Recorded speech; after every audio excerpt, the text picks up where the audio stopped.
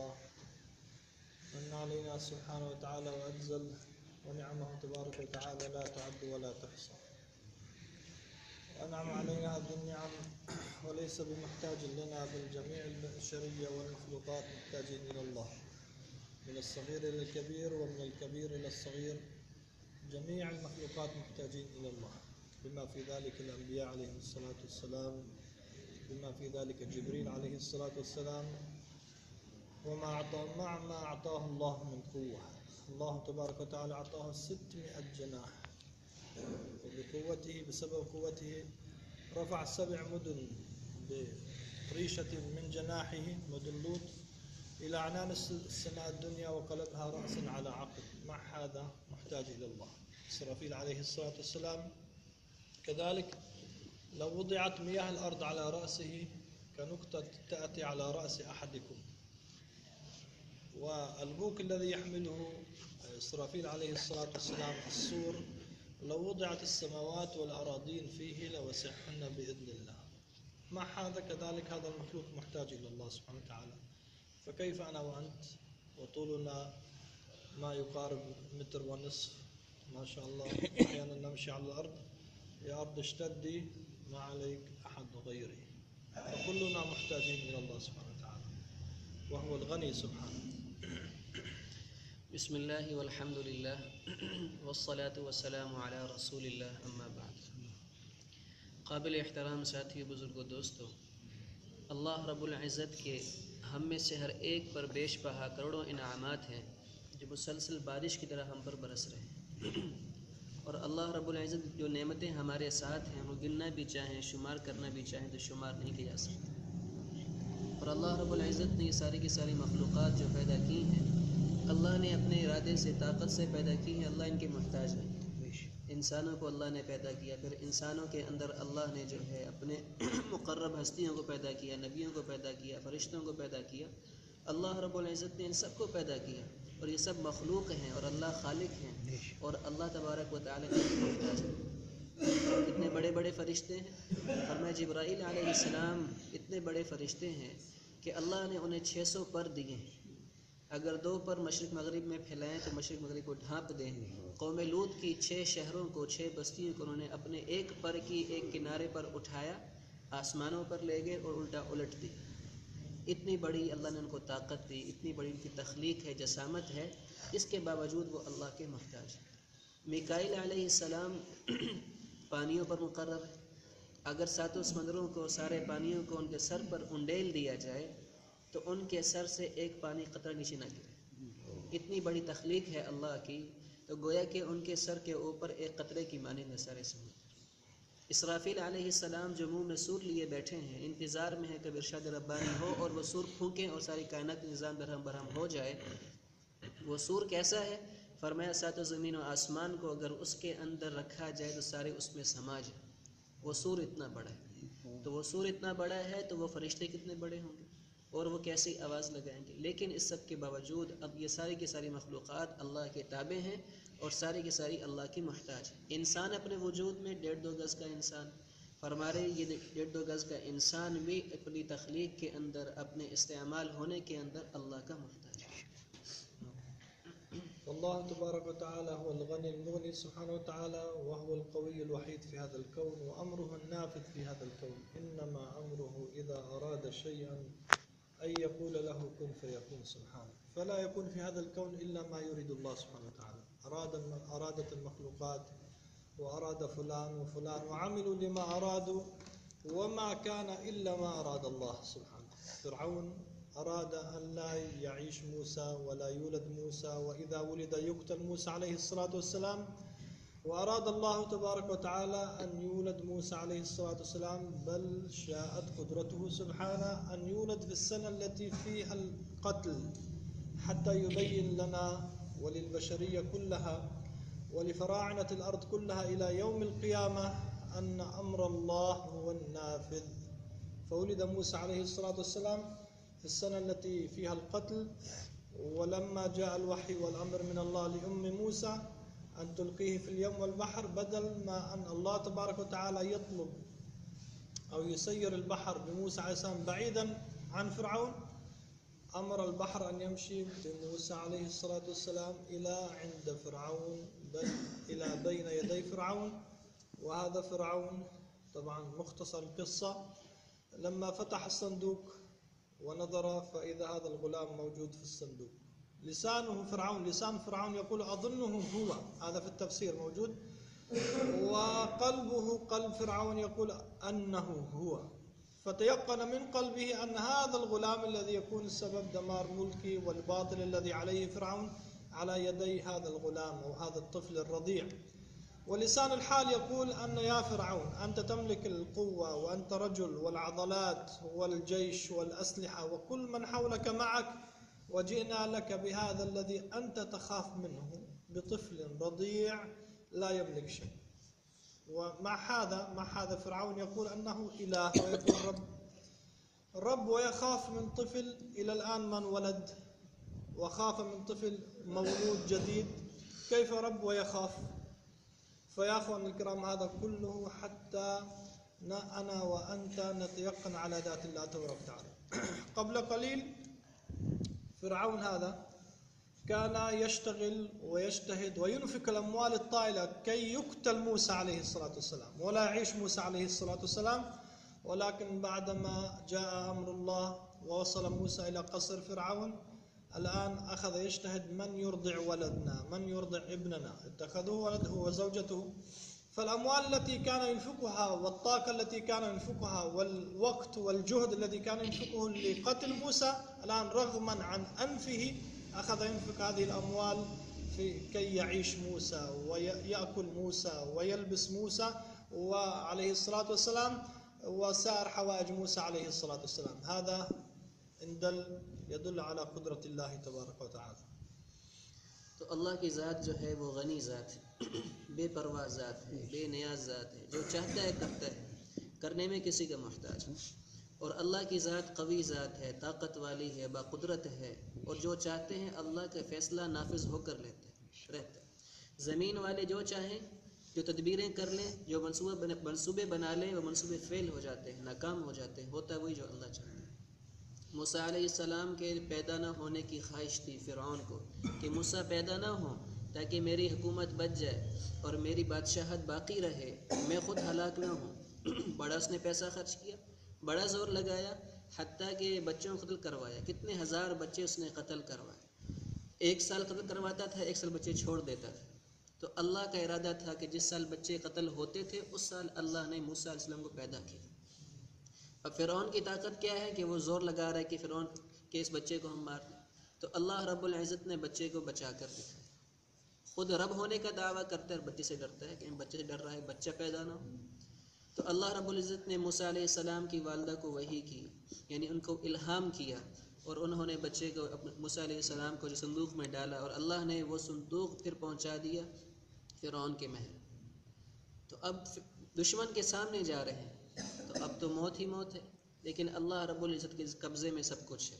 अब फ़िरऔन ने संदूक जो खोला, तफसीर में लिखा है कि उसने जब देखा तो उसका दिल और ज़ुबान से कह उठा कि यही बच्चा जो मुझे मारेगा, यही बच्चा जो मेरी हलाकत का ज़रिया बनेगा। दिल भी इस बात पे यकीन कर रहा था, लेकिन उसके कब्ज़े में कुछ नहीं, ज़ुबान से भी कहता है, दिल से भी कहता है। अल्लाह ने वहाँ से बचा के दिखाया।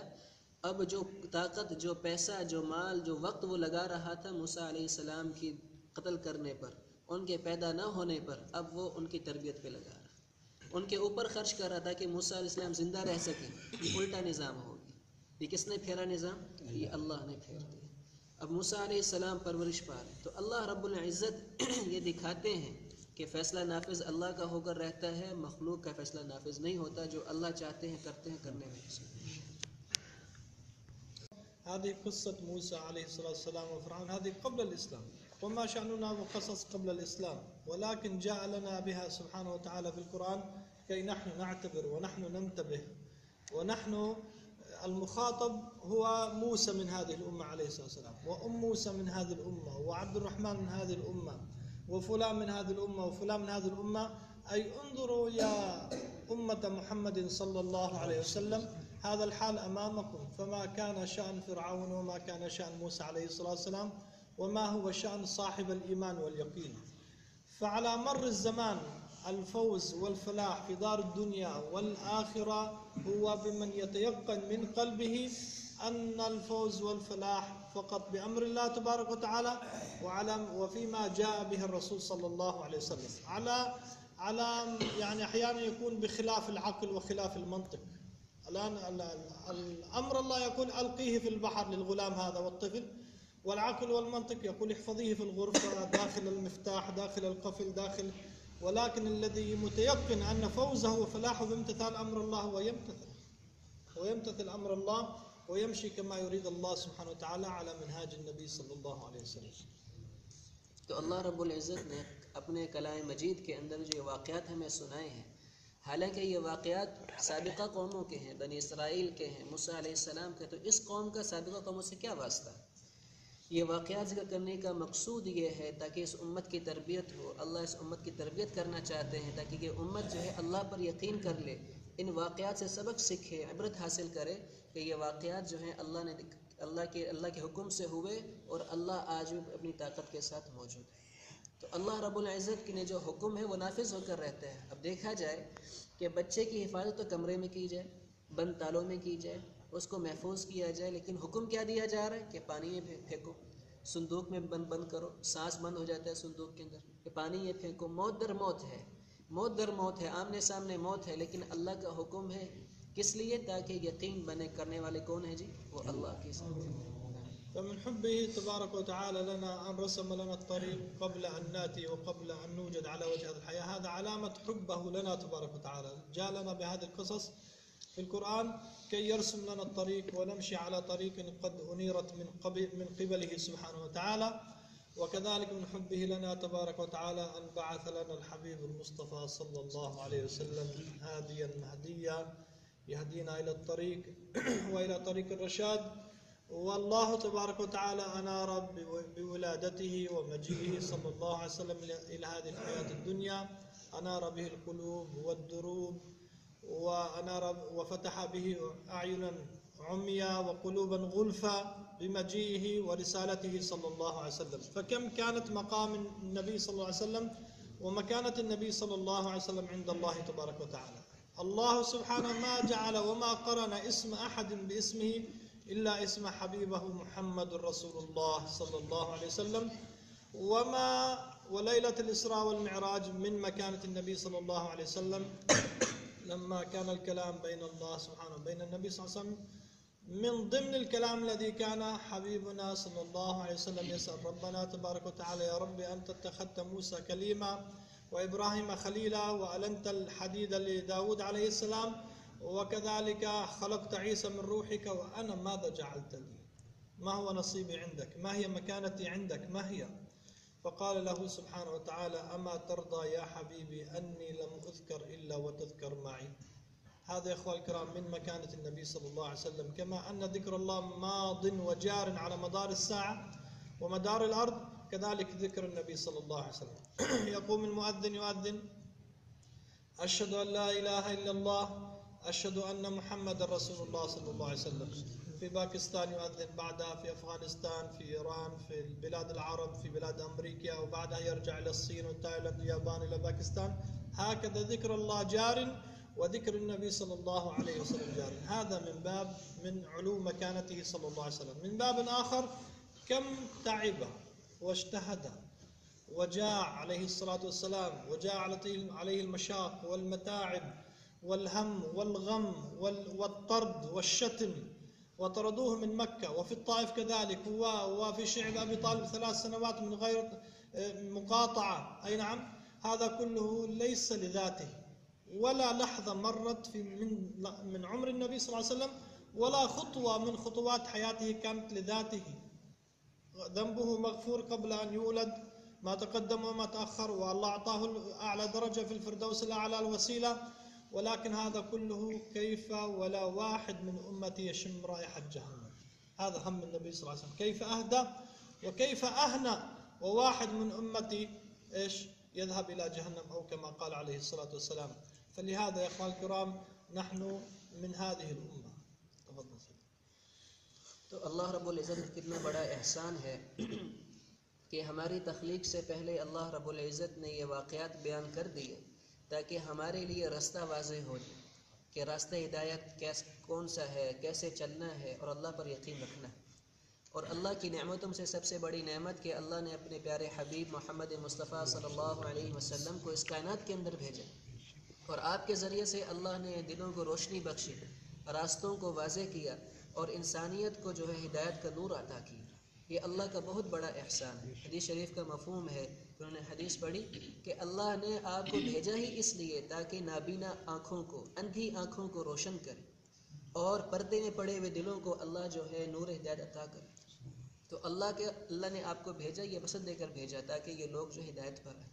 اور آپ صلی اللہ علیہ وسلم اللہ کے ہاں انتہائی بڑے مرتبے والے، بڑے مقام والے ہیں کہ آپ صلی اللہ علیہ وسلم کو اللہ نے وہ مقام اور وہ درجہ عطا کیا کسی نبی کو عطا نہیں۔ کہ کسی نبی کو تاریخ اسلام میں ایسا نہیں ملتا کہ نبی کا نام اللہ کے نام سے جڑا ہوا ہو، جب بھی اللہ کا نام لیا جائے نبی کا نام بھی ساتھ ہو، ایسا نہیں ملتا۔ ہاں، لیکن آپ صلی اللہ علیہ وسلم کی ہستی وہ بڑی ہستی ہے کہ آپ کا نام مستقل اللہ کے نام کے ساتھ جڑا ہوا ہے۔ اذان میں دیکھیں اور کلمے میں دیکھیں، نماز میں دیکھیں، تحیات پڑھتے ہیں تو جہاں بھی اللہ کا نام ہم لیتے ہیں تو آپ صلی اللہ علیہ وسلم کا نام ساتھ ضرور آتا ہے۔ یہ کیا ہے کہ اللہ نے اپنے حبیب کو یہ مقام عطا کیا۔ معراج کے موقع پر جب آپ صلی اللہ علیہ وسلم اللہ رب العزت کے سامنے ہم کلام ہوئے اور کلام سے مشرف ہوئے تو عرض کیا، اے باری تعالی، آپ نے ابراہیم علیہ السلام کو اپنا دوست اور خلیل بنایا، موسیٰ علیہ السلام کو اپنا کلیم بنا کر ہم کلام ہونے کا شرف عطا کیا، عیسیٰ علیہ السلام کو بن باپ کے آپ نے جو اپنی روح سے، اپنی قدرت سے پیدا کی، اور داؤد علیہ السلام کے لیے آپ نے لوہے کو نرم کر دیا، یہاں تک کہ وہ کیا کرتے تھے جی، اپنے ہاتھ سے لوہے کی زرے ہاتھ سے بنا لیا کرتے تھے۔ تو مجھے کیا دیا آپ نے؟ تو ارشاد فرمایا اللہ تعالیٰ نے، اے میرے حبیب، کہ تمہیں یہ بات پسند، اس کا مفہوم ہے، اے میرے حبیب، میرا تذکرہ جب بھی ہوگا میرے نام کے ساتھ تمہارا نام جڑا ہوگا، کہ میرے نام سے تمہارا نام جڑا ہوگا۔ اب یہ فرما رہے ہیں کہ 24 گھنٹے میں کوئی گھڑی ایسی نہیں ہے جب اللہ کا نام لیا جائے اور اللہ کے نام کے ساتھ آپ صلی اللہ علیہ وسلم کا نام نہ لیا جائے، ایسا نہیں ہو سکتا۔ 24 گھنٹے میں ہر وقت کہیں نہ کہیں اذان ہو رہی ہے، پاکستان، افغانستان، ایران، پھر آگے عرب ممالک ہیں، آگے امریکہ وغیرہ، پھر پھرتے پھرتے گول دنیا گول ہے، پھرتے پھرتے پھر کہہ رہے ہیں کہ جو جاپان، تھائی لینڈ وغیرہ، اور پھر اس طرح چین سے لے کر پھر پاکستان۔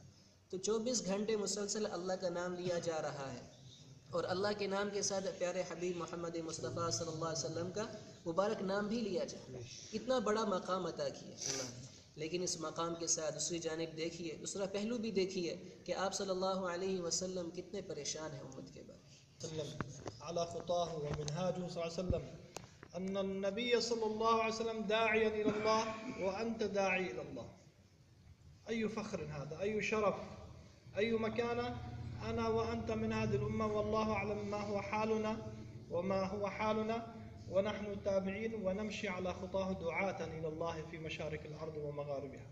فإذا أنا وأنت قمنا بهذه النيابة هذه الوظيفة، لا يرضى لنا الله تبارك وتعالى يوم القيامة إلا نحشر معه عليه الصلاة والسلام، ولا يرضى لنا كذلك إلا أن نكون معه في الجنة إن شاء الله رب العالمين. فعلينا الآن يا أحباب ويا شباب، يا أحباب ويا شباب، أن نمشي خطاه ونحمل هذه المسؤولية ونمشي في العالم. كم ناس في العالم محتاجين لهذه الوجوه الطيبة، يمشوا إليهم ويصلوا إليهم كما كان النبي صلى الله عليه وسلم يمشي إلى بيوتهم، إلى أسواقهم، إلى حجرهم، إلى مكاناتهم. أي نعم، وهكذا نمشي نحن يا أخوة الكرام، ولا نخاف على الدنيا وأشياء الدنيا، بل الله تبارك وتعالى تكفل لنا بضروريات الحياة، المأكل والمشرب والمسكن والمركب والمنكح. هذه الضروريات الله تكفل لنا بها، وما تكفل لنا بالهداية. طلب منا أن نمشي للهداية ونسعى للهداية ونجتهد كي لعل الله سبحانه وتعالى يهدينا ويجعلنا مفاتيحا للخير مغالقا للشر على مستوى العالم إن شاء الله. فنرجو الله أن تعطي أسماءكم إن شاء الله.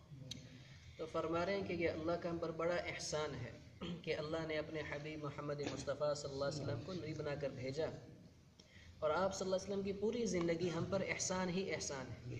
آپ کا ہر لحظہ، ہر موقع، ہر عمل اس امت پر احسان ہے کہ امت کی ہدایت کے لیے آپ نے اپنا عمل چھوڑا، اپنا عمل کر کے دکھایا۔ اب احسان شناس بنیں اور آپ صلی اللہ علیہ وسلم کی اتباع میں اپنی زندگی گزاریں، اور آپ صلی اللہ علیہ وسلم کے نقش قدم پر زندگی گزاریں گے تو انشاءاللہ اس سے نفع ہوگا۔ اور آپ صلی اللہ علیہ وسلم نے جو کام دیا سب سے بڑا کام وہ نیابت والا کام ہے کہ آپ کے بعد کوئی نبی نہیں ہے۔ اب جو کام آپ علیہ السلام کیا کرتے تھے، لوگوں کے پاس جاتے، دعوت دیتے، اللہ کی طرف بلاتے، وہ کام اس امت کے ذمے، تو کتنی فخر کی بات ہے، کتنے مرتبے اور شان والا کام ہے۔ جو کام نبیوں نے کیا وہ کام ہم اور آپ کریں، ہم اور آپ علیہ السلام کے نائب بن کر کام کریں، تو یہ اللہ نے مقام دیا۔ جب ہم یہ کام کریں گے تو اللہ تبارک و تعالی ہمارا حشر آپ صلی اللہ علیہ وسلم کے ساتھ فرمائیں گے، کیونکہ آپ کا جو کام ہے ہمارا وہ کام، اور اللہ تبارک و تعالی اس کام کی برکت سے ہمیں آپ صلی اللہ علیہ وسلم کا پڑوس عطا فرمائیں گے۔ اور کتنی امتیں پوری دنیا کے اندر جو اس پیاسی ہے، اس کلمے کی، اس دین کی پیاسی ہے، ان کی فکر کرنا، ان کے پاس جانا کہ آپ صلی اللہ علیہ وسلم بھی کیا ہیں جی، گلیوں میں جا رہے، بازاروں میں جا رہے، محلوں میں جا رہے، اور جو ہے مجلسوں میں جا رہے، بیٹھکوں میں جا رہے، مشرق کی جگہ پر جا رہے، لوگوں کو کیا کر رہے ہیں، دعوت دے رہے ہیں، دین کا پیغام پہنچا۔ جب ہم دین کی محنت کریں گے تو اللہ تبارک و تعالی ہمارے کام بھی بنائیں گے۔ ایسا نہیں ہماری ضروریات رہ جائیں گی، وہ پوری نہیں ہوں گی، بلکہ اللہ نے ضروریات پوری کرنے کا ذمہ لیا ہے۔ انسان کی 5 ضروریات ہیں، کھانا ہے، سواری ہے، مکان ہے، روٹی ہے، کپڑا ہے، اور جناب یہ شادی وغیرہ۔ یہ 5 ضروریات ہیں، اور یہ 5 ضروریات اللہ پوری کر کے رہیں گے، کسی کی رہیں گی نہیں، پوری ہوں گی، جو مقدر میں لکھا ہے مل کر رہیں گے۔ تو اس لیے اپنے آپ کو اللہ کے راستے میں نکلنے کے لیے آمادہ کرنا، اللہ کے راستے میں نکلنا یہ ہماری ضرورت ہے۔ تو اس کے لیے فرما رہے ہیں کہ کون کون جو ہے اللہ کے راستے میں نکلنے کے لیے تیار، فرمائیں جی۔